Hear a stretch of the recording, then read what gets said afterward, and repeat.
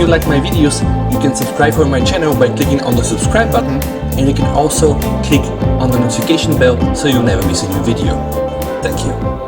Hi everybody, VST here, Velian Tech, and today I'm doing the full review of the Soundcore Anker Life P2 or Soundcore Life P2 by Anker. How bad or good are those budget headphones? But what I share in this video is solely my opinion, so this is the way I interpret this product, so maybe it will differ from what you hear, but honestly and overall this is really my honest impression. So the initial review, it seems really like a nice product. As you can see here, the charging case is closing with a magnet, and the earbuds have a magnet connection to the charger, so when you can put them there, you know, they just kind of like stick. They have a rather sturdy and firm build quality. They don't look and feel cheap, and I bought them actually for 45 euros from a guy who bought them from the UK, and they were around, I think, 60 USD dollars. That's pretty much the price that you have to pay if you want to buy them, you know, out of the eBay. The charging case is charged with USB-C, which is pretty cool, and yeah, it really will go for 40 hours, guys. And I can tell you that I think for these 3 weeks that I own those headphones, I charge them I think only 2 or 3 times, and I'm listening to them every day. Sound quality and connectivity, I mean, it blew my mind really, and people are asking me, okay, why, I mean, are they so good? And yeah, I mean, yes, they are good. I mean, I really expected something worse, and I really didn't have my expectations to be very high, but I came from the Jabra Elite 45E, which are meant rather to be like mediocre in terms of sound and production, but I like them pretty much, and I can tell that like the Anker Life P2 is definitely producing a better sound for me. So Life P2 gets thumbs up for me on the sound quality. Again, this is very subjective, guys. What I can say is that overall they have a very nice reproduction of the bass. So if you like bass sounds, okay, slap the bass and David 504, you're gonna like this. The mids and the highs are also displayed quite well. There is no muffling and no overtaking.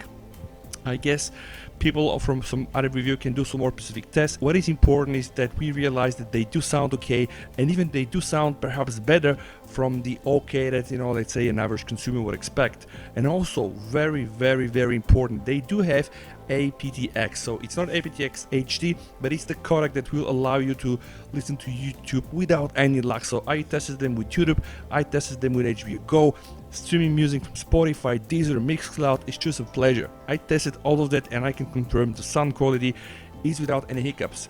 Speaking about the buttons now and the controls, you might have noticed that they have a knob there. So unfortunately those headphones do not have a touch control, so you really need to just touch a physical knob there. And in terms of controls, okay, they do only come with a knob, and you can use this knob to select, you know, previous or next tracks depending on which earbud you press. The knob has to be pressed, okay, they are not touch sensitive, and people usually complain because every time you do press it, it kind of like hurts your ear. And that's another thing, is that those headphones, when they're in your ear, they do quite a good job on sound isolation, guys, so you almost are not able to hear anything else. But I'm a heavy person. When I do walk, I was able to hear my own step foots, you know, because really they kind of like stick inside your ear. And yeah, I mean, if you really want to get a good noise isolation, then those headphones are for you, and then of course you can change the buds there. I also found like a workaround trick, so you're able to change the volume sound by just saying, you know, okay, Google, limit the volume or put the volume down and whatever. And now the biggest thing, guys, call quality. So that's the most important thing for me. You maybe watched my inbox video where I cover the CVC 80 and the passive noise cancellation versus the active noise cancellation, but sadly my fears here were confirmed. I tested them in my car with the radio on, and then the caller on the other end said at some point that he was struggling to understand my voice. Now I'm using the VoLTE connection on my OnePlus 7 Pro, and when I call somebody on the other end that has also a VoLTE connection, it is quite okay. But if you want to do, or if you need to do calls like I do a lot of conference calls a day in a crowded environment, it's not gonna do like the perfect job. But if you have to work from some like not so crowded environment, that I think they will be okay. Here what you see, I'm showing you the trick when you want to touch control those guys, and you just have to grab those earbuds by themselves and then press it, else I think you can hurt your ear. So all the time you need to fast forward the song or not, you don't just stick it, just take it with your fingers, press it, and etc. And in terms of comfort, guys, I'm really quite impressed. I'm using them with the provided tips. In the box there are 4 more different size tips, and the best thing is that they're really so tight, and when you wear them, you can hardly hear anybody talking to you, which is actually providing a good noise isolation.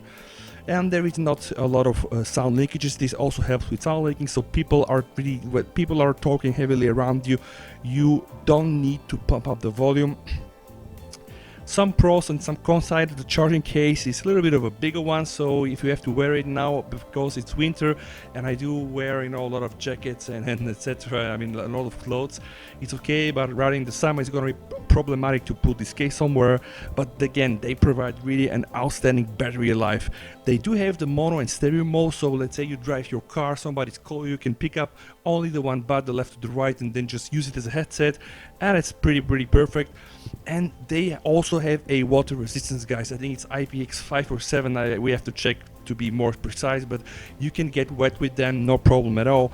Overall, I'm very happy with the buds. I wanted to buy the Liberty Air 2 because people say they do a better job on the passive noise cancellation, and of course they provide specific Soundcore up with equalizing. But back to Life P2, I think they're crazy good. And if you're not putting everything on the call quality, they will do the job, and even they'll do better than average. I hope, guys, this video helps. Ask me anything, I'm continuing my tests every day, so if you want to ask me something specific, I'll be more than happy to answer you. If you like my video, subscribe to my channel, share it, and come back for more. VST out.